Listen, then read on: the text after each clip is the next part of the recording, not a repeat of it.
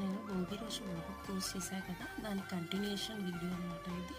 So ఆ రోజు ఇంకా పూజ కూడా చేద్దామని చెప్పేసి దేవుడి ఫొటోస్ అన్నీ తుడిచిపెట్టుకున్నాను అండ్ చిన్న చిన్న విగ్రహాలు కడిగేశాను అనమాట.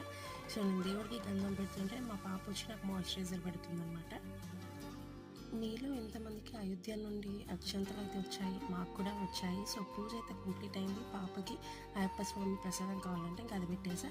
యాక్చువల్లీ మేము వేములవాడకి వెళ్తామని చెప్పేసి ఇంకా అన్నీ రెడీ చేసి పెట్టేశాను. మిడ్ నైట్ 12:30కి అయితే మేము స్టార్ట్ అయ్యాము. సో నేనైతే సింపుల్గా ఇలా రెడీ అయ్యాను అండ్ కార్లో మేము మా ఆడపడుచు ఫ్యామిలీ, మేము మా 2 ఫ్యామిలీస్ వెళ్తున్నాం అనమాట.